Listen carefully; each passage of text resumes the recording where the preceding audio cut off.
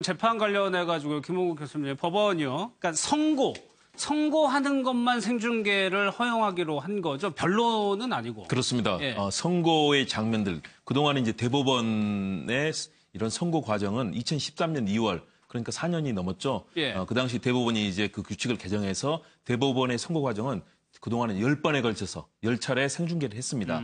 그런데 이번에는 하급심인 1심이나 2심의 선고도 중계해야 되는 것 아니냐. 예. 특히 이제 이번에 박근혜 전 대통령의 국정농단 사건, 엄청난 국민적인 분노와 또 관심 모은 사안 아니겠습니까? 이런 사안이 진행이 되면서 대법원에서 이제 여러 가지 판사들을 대상으로 해서 설문조사도 2차례 했고요. 그랬죠. 또 여러 가지 예. 뭐 규칙에 관한 공청회라든가 세미나 등을 거치면서 그동안에, 그러니까 사실은 이미 2012년부터 계속 진행이 되어 왔던 5년째 이 부분이 계속 논란이 됐었고, 이제 대법원이 오늘 최종적으로 결정을 한 겁니다. 그렇기 예. 때문에 그동안 국민들은 하급심의 경우 1심이나 2심도 굉장히 관심이 가는 사안이었지만 언론이 전해주는 결과만 봤거든요. 예. 그런데 이제는 그 생중계를 볼 수 있게 됐다는 점에서 국민의 알 권리 차원에서는 굉장히 중요한 그런 오늘 개정이 될 거고요.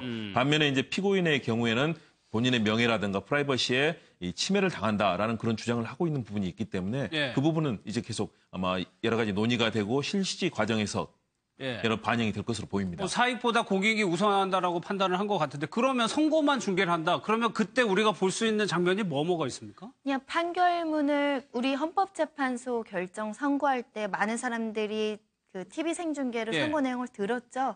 그 정도일 겁니다. 딱 그 정도? 네, 사실은 이게 큰 건 아닌 것이 어차피 1심 판결문은 공개하실 겁니다. 재판부에서. 예. 뭐 기자분들도 다 즉시 알 수 있을 정도로 판결문 내용을 알 수 있는데 그 내용을 재판부가 구두로 설명하고 구두로 그 선고하는 것을 TV로 생중계한다. 예. 근데 이제 이걸 생중계할 때는 피고인이 앞에 있고 사건 관계자들이 모두 있는 상황에서 하다 보니까 전직 대통령이 피고인석에 있으면서 유죄든 무죄든 이렇게 선고하는 내용을 장시간 듣는 것이 이제 박 전 대통령의 인권 침해다라는 주장이 있는 것이고, 예. 뭐 재판 전 과정도 아니고 어차피 판결문으로 공개되는 내용을 재판부가 구두로 고지하는 부분이 뭐 그 정도 생중계되는 것은 국민의 알 권리 차원에서는 바람직하다. 이게 이제 충돌되고 있는 것 같습니다. 예. 근데 이종우 씨 좀 반대하는 한국당에서는 좀 강하게 반대를 했었어요. 그렇죠. 지금 이게 두 가지가 상충되는 겁니다. 하나는 지금 계속 말씀해 주시지만 국민의 알 권리. 예. 그러니까 이런 중요한 사건을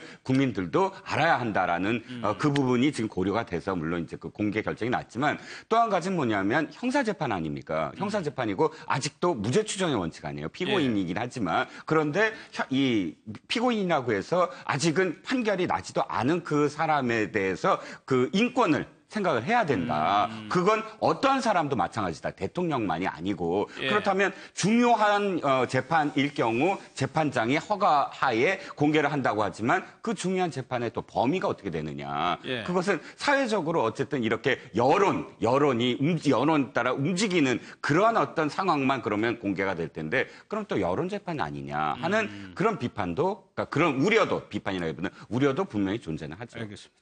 네, 여러분 안녕하십니까. 뉴스 빅5 시작하겠습니다. 오늘 함께 하실 세 분 먼저 소개해드리겠습니다. 이종근 데일리안 논설실장, 손정혜 변호사, 하재근 사회문화평론가 나오셨습니다. 어서 오십시오. 안녕하세요.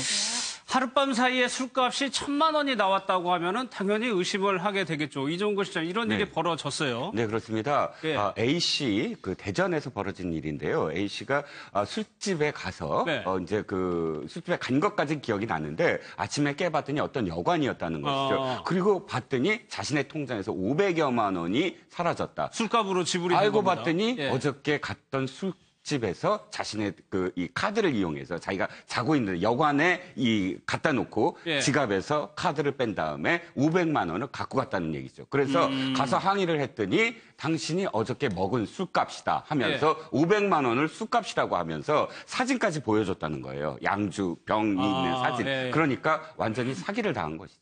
피해자의 인터뷰가 있습니다. 어떤 상황이었는지 좀 한번 직접 보고요. 이어가겠습니다.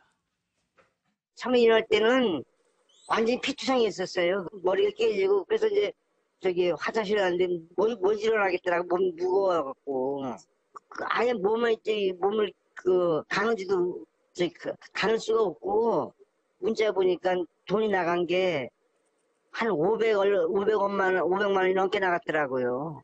그래서 이상해갖고 신고를 한 거죠. 얘 카드 결제를 나가고 현금 결제를도 100몇십만 원 나가고 카드 결제를 합해갖고 530만 원인가 550만 원인가 나갔더라고요. 들어가니까 한 잔 줘가서 먹은 것밖에 없어요. 그러니까 청년 2명이 이제 의식을 잃은 피해자를 모텔로 옮기는 장면인 건데, 근데요, 이게 비밀번호를 알려주니까는 돈으로 인출해 간 거잖아요. 그러니까 굉장히 지능적이었는데요. 어떻게 예. 접근하냐면 처음에는 술 만취된 상태로 보이는 남성한테 접근해서 호객행위라고요. 심지어 주변에 택시 기사들을 물색해서 예. 그 술집으로 유도하게끔까지 그렇게 철저하게 손님들을 데리고 오기 위해서 노력했는데 또 오면은 뭐라고 하냐면 현금으로 결제하면 우리가 술값을 대폭 할인해주겠다. 싸게 근데 준다. 보통 현금이 없지 않습니까? 예. 그러면 우리한테 카드와 카드 비밀번호를 알려주면 돈을 인출해 가져다가 그렇죠. 오겠다라고 해서 그 통장 비밀번호를 알게 되고 가서 현금으로 인출하면서 또 그 현금 인출할 때 보면 잔액이 확인될 때는 예. 잔액이 많은 손님은 더 또 여러 가지 유혹을 하고 술값이나 이런 것들을 대폭 많이 받는 형식을 취했는데요. 예. 사실은 많은 사람들이 양주 몇 잔을 먹고 기억을 잃었다고 합니다. 그러면서 양주 몇 잔에 당일 많게는 1,000만 원까지 결제를 당했다고 하니까 굉장히 이상하고 치밀한 수법을 쓴 거죠. 예. 그러니까 이 피해자 입장에서도 비밀번호 같은 거 함부로 가르쳐주면 안 되는데 예. 싸게 해준다고 하니까는 그냥 덜썩 가르쳐준 예. 측면이 있는 거예요. 현금으로 결제하면 훨씬 싸게 해준다고 예. 하니까 그냥 뭐 비밀번호 가르쳐주면서 알아서 결제하라고 예, 예. 카드를 맡기면서 생판 모르는 오늘 처음 보는 남한테 카드 맡기면서 내 비밀번호까지 가르쳐준 거죠. 그러니까 술 취해서 뭐 그런 그렇죠. 뭐 거죠. 술도 먹고 예. 뭐 기분도 좋고 아마 비위를 맞춰줬겠죠. 그 전까지는. 예, 근데 예. 카드를 맡기면서 비밀번호를 준 그 순간부터 비위를 맞추던 사람들이 갑자기 또 수면제를 주고 거의 이제 그 다음부터는 이제 잠든 다음부터는 진짜 취급을 한 것이 아닌가 예. 그렇게 생각이 되는데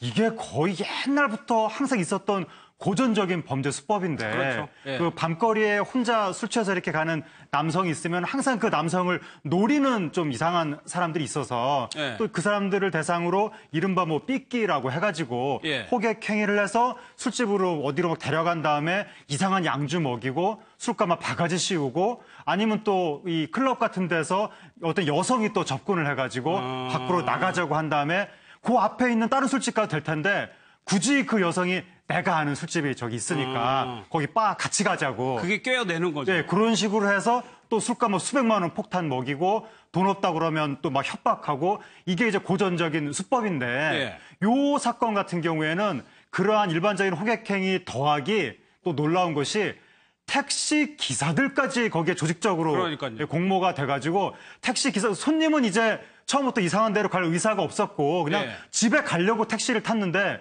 택시 기사가 꼬였다는 거죠. 어디 싸게 술 먹을 수 있는 좋은 데 있으니까. 그러니까 내가 삐끼는 조심해야 되겠다. 이런 의식을 갖고 있었던 분도 설마 택시는 우연히 탄 건데 이분이 나한테 이상한 소리를 하랴 싶어서 예. 택시 기사를 믿었던 것이 결국 피해를 입게 된. 그러니까 예. 이제는 그 호객행위 하는 사람뿐만이 아니라 택시 기사분들도 예. 조심해야 되는 세상이 된 것 같습니다. 그러니까 이건 뭐 단순하게 사기친 게 아니고 특수 강도 혐의를 적용했단 말이에요. 강도라는 건 보통 폭행, 협박으로 그렇죠. 돈을 갈취를 해야지 이제 강도라고 하는데, 그러니까 수면제를 타서 아예 폭행, 협박에 준하는 한거불능 상태를 빠지게 한 것도 강도라고 보거든요.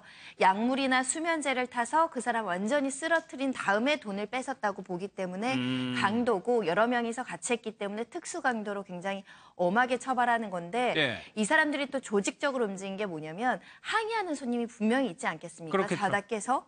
그러면 당신이 이렇게 술을 먹은 게 사실이야라고 증거를 또 마련합니다. 그 사람이 예. 의식을 잃고 쓰러지면 그 자리에 빈 양주병을 가져다 놓고 사진까지 남겨가지고 나중에 깨서 난 먹지 않은 술을 이렇게 과다 첨가한 거 아니야? 라고 항의했을 때 또 그 증거 자료까지 하고 더 나아가서 그래도 항의하시는 분한테는 100만 원, 200만 원 또 돌려주면서 사실 500만 원 받아서 100만 원, 200만 원 돌려줘도 2, 300만 원이 엄청 남기는 남잖아요. 거죠. 예. 아마도 지금 이 검거된 사람들 이 피해 사례 말고도 더 많은 피해 그럴 수 사례가 있죠. 있지 않을까라는 생각이 듭니다. 그러니까 이 범인들이 수면제는 먹이지 않았다라고 굳고 주장하는 게 그게 특수자가 붙기 때문에 그런 거죠. 아니 강도가 성립하냐 강도. 사기냐 절도이냐의 차이에 굉장히 핵심적인 부분이 되기 때문에 예. 사기랑 강도는 강도가 훨씬 형량이 높습니다. 그래서 끝까지 우리는 수면제를 먹이지 않았다라고 처음에는 부인을 했고요. 예.